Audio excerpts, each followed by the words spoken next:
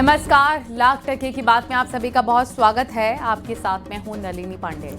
नमस्कार, मैं हूं आपके साथ में मनदीप। लाख टके की बात में सबसे पहले बात होगी ऑपरेशन सिंदूर के बाद से कांग्रेस की बयानबाजी सियासत के केंद्र में है और इस बार भी सरेंडर वाले बयान पर बवंडर मचा हुआ है। इसके साथ ही बात करेंगे सांसद चंद्रशेखर आजाद ने 2027 के लिए पैंतरा बदल दिया है। अब न केवल बीएसपी की मुसीबतें बढ़ी हैं, बल्कि समाजवादी पार्टी के लिए भी चुनौती हो गई है। साथ ही बात होगी लखनऊ में 16वें केंद्रीय वित्त आयोग की बैठक हुई है और इस बैठक में उत्तर प्रदेश की ओर से खास डिमांड की गई है। और फिर बात करेंगे 2027 के विधानसभा चुनाव से पहले समाजवादी पार्टी सुस्त कार्यकर्ताओं को आउट करने का प्लान बना रही है। वो प्लान क्या है वो भी आपको बताएंगे, तो चलिए आपको अब खबरें दिखाते हैं विस्तार से।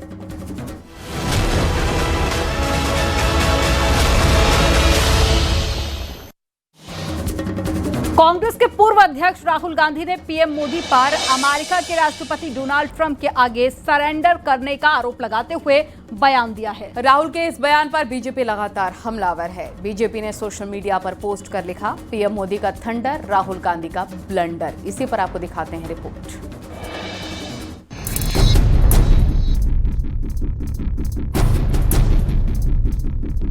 लोकसभा में विपक्ष के नेता राहुल गांधी ने पीएम मोदी पर तीखा हमला बोला। उन्होंने ऑपरेशन सिंदूर और भारत पाकिस्तान सीज फायर को लेकर दावा किया कि अमेरिकी राष्ट्रपति डोनाल्ड ट्रंप का एक फोन आया और पीएम नरेंद्र मोदी ने तुरंत सरेंडर कर दिया। इन पर थोड़ा सा दबाव डालो, थोड़ा सा धक्का मारो, डर के भाग जाते हैं ये लोग। जैसे उधर से ट्रंप ने एक इशारा किया, फोन उठाया, कहा मोदी जी क्या कर रहे हो?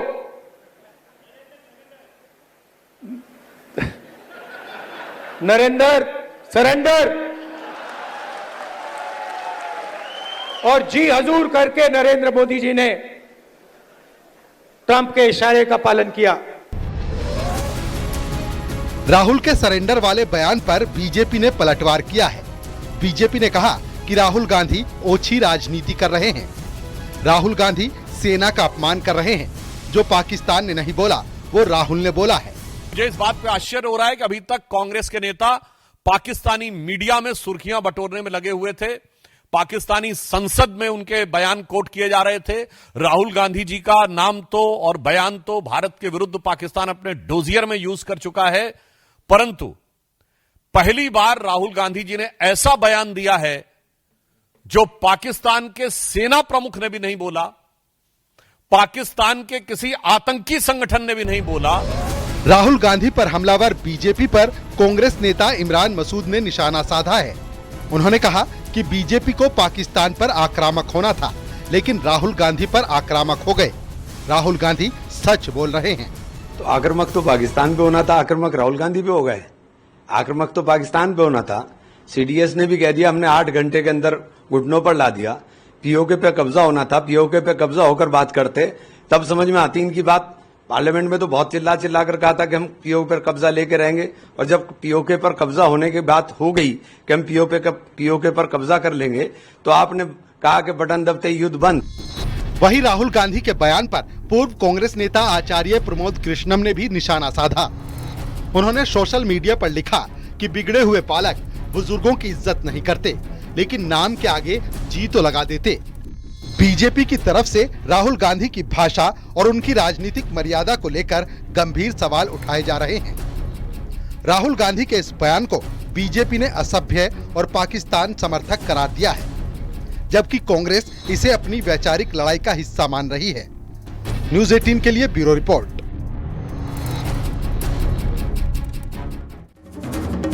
संसद का मॉनसून सत्र 21 जुलाई से 12 अगस्त तक चलेगा और इस सत्र में ऑपरेशन सिंदूर, पहलगाम आतंकी हमला और भारत पाकिस्तान के बीच तनाव जैसे मुद्दों पर चर्चा की संभावना है। मॉनसून सत्र की तारीख के ऐलान के साथ ही विपक्ष की विशेष सत्र की मांग को भी सरकार ने ठुकरा दिया है, लेकिन नियमों के तहत मॉनसून सत्र में इन मुद्दों पर बहस के लिए तैयार है। आपको रिपोर्ट दिखाते हैं। Relating to Rule 80 clause 1 of the Rules of Procedure and Conduct of Business, an amendment shall be within the scope of the FCPT 21 जुलाई से 12 अगस्त तक संसद का मानसून सत्र चलेगा। इस तारीख के ऐलान के साथ ही सरकार ने संसद के विशेष सत्र की मांग खारिज कर दी है। जानकारी के मुताबिक ऑपरेशन सिंदूर पर सरकार नियमों के तहत चर्चा करने को तैयार है। सरकार ने साफ कर दिया है कि इसके लिए विशेष सत्र की कोई जरूरत नहीं है। मॉनसून सेशन का तिथि हमने तय किया है। हम राष्ट्रपति जी को प्रपोजल भेजेंगे समन करने के लिए। 21 जुलाई से 12 अगस्त तक मॉनसून सेशन को चलाने का हमने डेट तय किया है। और हम ये भी कहना चाहता है कि कुछ लोग स्पेशल सेशन के बारे में बात करते हैं, तो इसमें ऐसा है, हर सेशन स्पेशल ही होता है। 22 अप्रैल 2025 को जम्मू कश्मीर के पहलगाम में हुए आतंकी हमले, जिसमें 26 नागरिक मारे गए थे, उसके जवाब में भारतीय सेना ने ऑपरेशन सिंदूर के तहत पाकिस्तान और पीओके में 9 आतंकी ठिकानों को नष्ट किया। इस सैन्य कार्रवाई के बाद विपक्ष ने ऑपरेशन सिंदूर, युद्ध विराम और अमेरिकी राष्ट्रपति डोनाल्ड ट्रंप के बयानों पर चर्चा के लिए विशेष सत्र की मांग की थी। 16 विपक्षी दलों ने प्रधानमंत्री को पत्र लिखकर ये मांग उठाई थी। कोई भी महत्वपूर्ण विषय है, जब पार्लियामेंट सेशन चलता है तो उसमें प्रक्रिया है और चर्चा करने के लिए सरकार तो हमेशा तैयार ही रहते हैं। बस हंगामा नहीं होना चाहिए, पार्लियामेंट अच्छा से चलना चाहिए, यह सरकार का मंशा है और देश की जनता भी ये चाहते हैं। ऑपरेशन सिंदूर को लेकर सरकार ने सर्वदलीय बैठक में सभी दलों को जानकारी दी थी, जिसमें भारतीय सेना की कार्रवाई की सराहना की गई। अब मानसून सत्र में इस मुद्दे पर गहन चर्चा की उम्मीद है। सवाल ये है कि क्या ये सत्र विपक्ष और सरकार के बीच सहमति की राह बनाएगा या फिर संसद में फिर से हंगामे की स्थिति बनेगी। Bureau report, news 18। An amendment shall be within the मौका दिया, प्लीज बैठिए आप। नो बैठिए। बेंगलुरु में एक बड़ा हादसा हो गया। आईपीएल के फाइनल में आरसीबी की जीत के बाद में बेंगलुरु में विक्ट्री परेड निकाली गई। चिन्ना स्वामी स्टेडियम के बाहर भगदड़ मच गई और हादसे में अब तक 11 लोगों की मौत हो गई है, जबकि 8 से ज्यादा लोग गंभीर रूप से घायल हैं। हादसे पर पीएम मोदी ने भी दुख जताया। पीएम मोदी ने कहा है कि बेंगलुरु की घटना हृदय विदारक है। भगदड़ की तस्वीरें हम आपको दिखा रहे हैं। देखिए, कई लोग यहाँ पर बेहोश हो गए पुलिस को यहाँ पर गोद में उठाकर लोगों को अस्पताल लेकर जाना पड़ रहा है। लाखों की संख्या में लोग पहुंचे थे। आरसीबी की शानदार जीत के बाद ये विक्ट्री परेड निकाली जा रही थी। चिन्ना स्वामी स्टेडियम के बाहर की ये तस्वीरें हैं। पहले 7 लोगों की मौत की खबरें आती हैं, उसके बाद 11 लोगों की मौत हो जाती है। अभी भी कई लोगों की जो सिचुएशन है, जो हालत है, वो काफ़ी क्रिटिकल है। उनका अस्पताल में इलाज चल रहा है। हालांकि सीएम सिद्धरामैया की तरफ से मुआवजे का भी ऐलान कर दिया गया है, 10-10 लाख के। तो बेंगलुरु भगदड़ पर आईपीएल कमिश्नर अरुण धूमल का बयान आया है। बीसीसीआई को इसके बारे में नहीं पता था। उन्होंने कहा बेंगलुरु का कार्यक्रम बीसीसीआई का नहीं था। आईपीएल कमिश्नर अरुण धूमल ने यह भी कहा है कि बीसीसीआई को इस इवेंट की जानकारी नहीं थी। बीसीसीआई का कोई भी पदाधिकारी मौजूद नहीं था। बीसीसीआई के लिए आईपीएल कल रात खत्म हो गया है। बीसीसीआई को इस कार्यक्रम की आयोजन की कोई जानकारी नहीं थी और मुझे तो बल्कि मीडिया के द्वारा पता चला कि ऐसा कोई कार्यक्रम वहां हुआ है और ऐसी दुर्घटना हो गई है। तुरंत मैंने आरसीबी ऑफिशियल से बात की और उनको बताया इस बारे में। वो लोग स्टेडियम के अंदर थे, उनको भी जानकारी नहीं थी। उन्होंने तुरंत इस बात का संज्ञान लिया और मुझे ये कहा कि हम तुरंत इसको बंद करवा रहे हैं। बेंगलुरु में भगदड़ को लेकर कर्नाटक के सीएम सिद्धारमैया का बयान आया। सीएम सिद्धारमैया का कहना है कि महाकुंभ में भी भगदड़ मची थी, भगदड़ का बचाव नहीं किया जा सकता। भगदड़ की घटना की जांच के आदेश दिए गए हैं। टीम को विक्ट्री परेड की अनुमति नहीं थी, उनकी तरफ से बयान आया है। पहली तस्वीर आप देख रहे हैं जब सिद्धारमैया स्टेडियम के अंदर थे और उसी वक्त बाहर लोगों की मौत हो रही थी। There are small gates. The people entered through the gates. They have broken the gates. They have broken the gates also. So stampede has taken place. Nobody has expected. so much of crowd will come because the capacity of the stadium is only 35,000 people. Only 35,000 seats are there. But 2 to 3 lakh people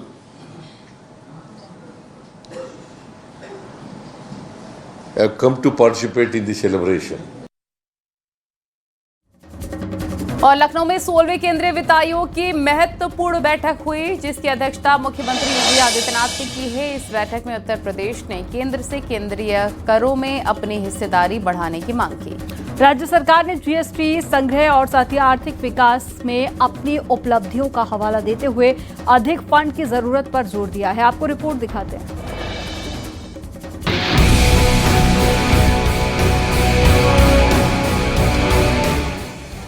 राजधानी लखनऊ में हुई 16वें केंद्रीय वित्त आयोग की बैठक में प्रदेश में हुए विकास कार्यों और भविष्य की योजनाओं का ब्यौरा पेश हुआ। इस दौरान यूपी ने केंद्रीय वित्त आयोग से एक मांग की, जिसमें केंद्रीय करों में राज्यों की हिस्सेदारी को 41% से बढ़ाकर 50% किया जाए। साथ ही उत्तर प्रदेश की हिस्सेदारी कम से कम 20% सुनिश्चित हो। उत्तर प्रदेश माननीय मुख्यमंत्री जी ने विशेष रूप से आज प्रदेश के लिए जो मांग की है वो खास तौर से सारे स्टेट्स के लिए जो अभी तक 41% शेयर मिलता है उसके स्थान पर 50% मिलना चाहिए, और साथ ही साथ उत्तर प्रदेश को केंद्रीय करों में किसी भी हालत में हमें 20% से कम न मिले। वैसे भी यूपी देश का सबसे बड़ा राज्य है। इसकी आबादी और आर्थिक गतिविधियां लगातार बढ़ रही हैं। राज्य सरकार ने बताया कि यूपी ने जीएसटी संग्रह में बड़ा योगदान दिया है और राज्य की जीडीपी में भी अच्छा खासा इजाफा हुआ है। ग्रामीण और शहरी क्षेत्रों में विकास योजनाओं को गति देने के लिए फंड की जरूरत है। इस विषय में चर्चा हुई। मैंने भी बहुत अच्छे कि मैंने भी यूपी के विषय में पढ़ा है। बहुत सारे रिफॉर्म अच्छे रिफॉर्म यूपी ने किए हैं, वो मैंने कहा वहाँ पर, और कुछ जो चल रहे हैं और जो किए जा सकते हैं। अभी जैसे यूपी ने एक निर्माण एक्ट करके पास किया है, बहुत अच्छा उसका आइडिया है। केंद्रीय वित्त आयोग अगर केंद्र से इस मांग को मान लेता है तो यूपी में विकास परियोजनाओं को नई गति मिलेगी। इस बैठक के नतीजों पर न केवल उत्तर प्रदेश बल्कि देश के अन्य राज्यों की भी नजर है। Bureau report, news 18।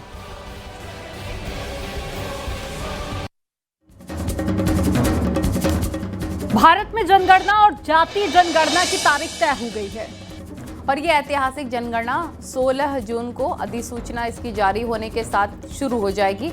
1 मार्च 2027 से आंकड़े आने लगेंगे। खास बात यह है कि इस बार जनगणना के साथ साथ जातियों की गिनती भी कराई जाएगी, जिसे लेकर लंबे समय से राजनीतिक और सामाजिक बहस चल रही है। प्रक्रिया 2 चरणों में पूरी होगी। पहला चरण 1 फरवरी 2027 तक पूरा किया जाएगा, जबकि दूसरा और अंतिम चरण फरवरी 2027 के अंत तक पूरा होगा। और उस समय देश की जनसंख्या और सामाजिक स्थिति का जो भी आंकड़ा होगा वही रिकॉर्ड में दर्ज किया जाएगा और इस दिन के बाद से आंकड़े सार्वजनिक रूप से सामने आने लगेंगे। वहीं हिमालयी और विशेष भौगोलिक परिस्थितियों वाले राज्य जैसे कि जम्मू कश्मीर, लद्दाख और उत्तराखंड में ये जनगणना प्रक्रिया अन्य राज्यों से पहले यानी कि अक्टूबर 2026 तक पूरी कर ली जाएगी। वहां पर मौसम की कठिनाइयों और साथ ही दुर्गम क्षेत्रों को देखते हुए ये फैसला लिया गया है। समाजवादी पार्टी ने 2027 के विधानसभा चुनाव से पहले अपनी रणनीति को और मजबूत करने का फैसला कर लिया है। यूपी में पार्टी ने निष्क्रिय पदाधिकारियों के खिलाफ कड़ा रुख अपनाते हुए आगरा से शुरुआत कर दी है। पार्टी के राष्ट्रीय अध्यक्ष अखिलेश यादव के निर्देश पर पिछले 6 महीनों से संगठन की समीक्षा चल रही है। आपको रिपोर्ट दिखाते हैं।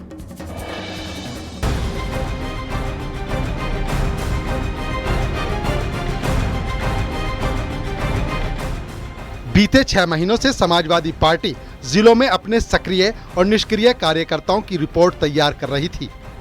मुलायम सिंह यूथ ब्रिगेड के प्रदेश अध्यक्ष अनीस राजा ने सबसे पहले आगरा की रिपोर्ट सौंपी, जिसमें कई पदाधिकारी सिर्फ नाम के लिए काम कर रहे थे। इस रिपोर्ट के आधार पर पार्टी ने आगरा में कई निष्क्रिय कार्यकर्ताओं को हटा दिया। पार्टी ने इस कार्रवाई को क्रॉस चेक भी कराया ताकि कोई गलती न हो। सतत प्रक्रिया है। पार्टियां उन निष्क्रिय कार्यकर्ताओं को समय समय पर जो है बाहर का रास्ता भी दिखाती हैं और समय समय पर उनको कहीं ना कहीं एडजस्ट करने का भी काम करती हैं, नोटिस भी सर्व करती हैं और समझते हैं कि अगर नोटिस का भी जवाब किसी ने नहीं दिया होगा और अगर लगातार वो निष्क्रिय है या पार्टी की गतिविधियों में शामिल नहीं है या पार्टी विरोधी गतिविधियों में काम कर रहा है तो निश्चित रूप से पार्टी इस तरह की कार्रवाई करती है। और समाजवादी पार्टी ने पूरे उत्तर प्रदेश में 500 से ज्यादा निष्क्रिय कार्यकर्ताओं की सूची तैयार की है। राजनीति के जानकारों का मानना है कि ये कार्रवाई न सिर्फ संगठन को मजबूत करेगी बल्कि कार्यकर्ताओं में जवाबदेही भी बढ़ाएगी। सक्रिय जो पदाधिकारी होते हैं असल में पार्टी के लिए असेट वही होते हैं। तो समाजवादी पार्टी अपने मजबूत असेट तैयार करना चाहती है 2027 के लिए, चूंकि उसे एक बड़ी लड़ाई लड़नी है। 2024 में जिस तरह से लोकसभा में उसे सफलता मिली, उस सफलता को बरकरार रखने के लिए और उसको और बेहतर करने के लिए 27 उनके पास एक अच्छा मौका है। सवाल है कि क्या समाजवादी पार्टी की ये शक्ति 2027 के चुनाव में उनके लिए फायदेमंद साबित होगी। निष्क्रिय कार्यकर्ताओं को हटाने और संगठन को मजबूत करने की ये रणनीति पार्टी को कितना फायदा पहुंचाएगी ये तो वक्त ही बताएगा। लेकिन इतना तय है कि समाजवादी पार्टी इस बार कोई कसर नहीं छोड़ना चाहती। समाजवादी पार्टी चाहती है कि तमाम कवायदों के साथ साथ निष्क्रिय कार्यकर्ताओं पदाधिकारियों को भी पार्टी से बाहर निकाला जाए या फिर उन पर कार्रवाई की जाए। कैमरा रवि के साथ अलाउद्दीन, न्यूज़ 18 लखनऊ।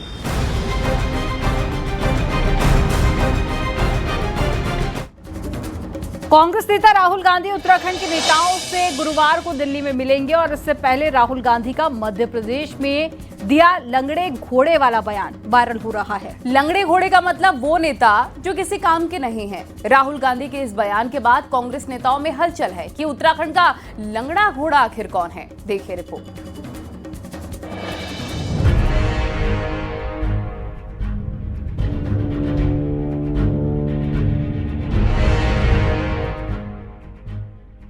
रेस के घोड़े मतलब मजबूत नेता, शादी के घोड़े मतलब नाम के नेता और लंगड़े घोड़े मतलब जो अब किसी काम के हैं ही नहीं। कांग्रेस के नेताओं की ये कैटेगरी कांग्रेस नेता राहुल गांधी ने तैयार की है। मंगलवार को मध्य प्रदेश में ऐसे लंगड़े घोड़ों को बाहर करने की बात राहुल गांधी ने कही और गुरुवार को उत्तराखंड कांग्रेस की मीटिंग दिल्ली में होने वाली है। मीटिंग में राष्ट्रीय अध्यक्ष मल्लिकार्जुन खड़गे, कांग्रेस नेता राहुल गांधी, संगठन महामंत्री केसी वेणुगोपाल, प्रभारी शैलजा समेत उत्तराखंड के सभी सीनियर नेता मौजूद रहेंगे। मीटिंग में उत्तराखंड में कांग्रेस पार्टी के हाल और 2027 में होने वाले चुनाव पर बात होगी। उत्तराखंड में सबसे सीनियर नेता हरीश रावत हैं, तो सवाल है कि उत्तराखंड कांग्रेस का लंगड़ा घोड़ा कौन है जो किसी काम का नहीं रहा। उत्तराखंड कांग्रेस में लंगड़े घोड़े हैं। ये काम मेरा थोड़ी, ये तो पार्टी हाईकमांड का काम है। मैं तो एक कार्यकर्ता हूँ। हाँ, यदि लंगड़ा तो नहीं हूँ लेकिन बूढ़ा घोड़ा तो हूँ। बूढ़े घोड़ों को भी अस्तबल में बांधना पड़ता है, चना वना खिलाना पड़ता है। वहीं लंगड़े घोड़े और राहुल गांधी कल क्या कह सकते हैं, इसकी उम्मीद आपको? मैं देखो, वो हमारे नेता है, जो कुछ कहेंगे हम उसको पुष्प मानेंगे। बात भले भविष्य की हो, लेकिन सवाल है कि क्या मध्य प्रदेश जैसा संदेश राहुल गांधी उत्तराखंड के नेताओं को भी देंगे? क्या उत्तराखंड में भी लंगड़े घोड़ों को विदा करने का वक्त आ चुका है? 10 साल से उत्तराखंड में कांग्रेस सत्ता से बाहर है। ऐसे में कौन सा घोड़ा रेस दौड़ने के लायक है, कौन सा लंगड़ा हो चुका है, क्या राहुल गांधी साफ साफ बता पाएंगे? वो चाहते हैं कि प्रत्येक व्यक्ति रिजल्ट दे, और अगर कोई व्यक्ति इसमें पीछे है तो इसका आशय इस बात से है कि उसको रिप्लेस बदलाव किया जाए। बाकी उसको कोई मतलब किसी उम्र के हिसाब से या किसी इस हिसाब से नहीं किया जाए। जहाँ तक उत्तराखंड की बात है, उत्तराखंड का इस बात से कोई लेना देना नहीं है। उत्तराखंड के संगठन की बैठक की समीक्षा वो कल करेंगे, वो अलग बात है, और मध्य प्रदेश के बारे में कही गई बात अलग है। देखिए, अब इस परिप्रेक्ष्य में मैं कोई बात कहूँ तो कदापि उचित नहीं है। ये राष्ट्रीय नेतृत्व का दायित्व है कि राष्ट्रीय नेतृत्व जो है क्या उत्तराखंड के परिप्रेक्ष्य में सोच रखता है। जो सोच राष्ट्रीय नेतृत्व की होगी, हम कांग्रेस के लोग उसको स्वीकार करते हुए तदनुसार प्रदेश के अंदर कांग्रेस को मजबूत करने का काम करेंगे। उत्तराखंड कांग्रेस में कौन सा घोड़ा काम का है, कौन सा घोड़ा लंगड़ा हो चुका है, ये गुरुवार को दिल्ली में होने वाली मीटिंग में पता चलेगा। पर फिलहाल चर्चा यही है कि उत्तराखंड कांग्रेस में लंगड़ा घोड़ा है कौन। देहरादून से न्यूज़ 18 के लिए दीपांकर भट्ट की रिपोर्ट। और शिवसेना सांसद श्रीकांत एकनाथ शिंदे के नेतृत्व में एक सर्वदलीय संसदीय प्रतिनिधिमंडल ने लाइब्रेरी का 3 दिवसीय यात्रा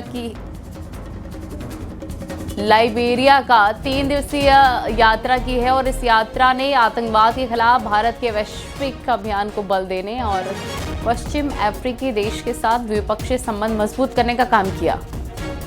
यात्रा के दौरान एक महत्वपूर्ण पल तब आया जब शिवसेना सांसद श्रीकांत एकनाथ शिंदे लाइबेरिया की सीनेट को संबोधित करने वाले पहले भारतीय सांसद बने हैं। इस अवसर पर उन्होंने कहा कि सीमा पार आतंकवाद के खिलाफ भारत के दृढ़ रुख को दोहराया और इस वैश्विक खतरे का सामना करने में अंतर्राष्ट्रीय एकजुटता का आह्वान किया।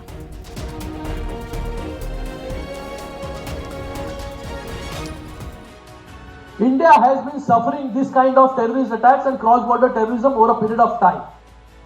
4 to 5 decades we are fighting this terrorist attacks.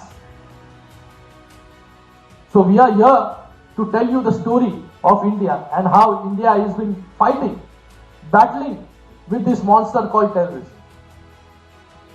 Over a period of time. और यहाँ रुकेंगे एक छोटे से ब्रेक के लिए, लेकिन न्यूज़ 18 पर खबरों का सिलसिला जारी है।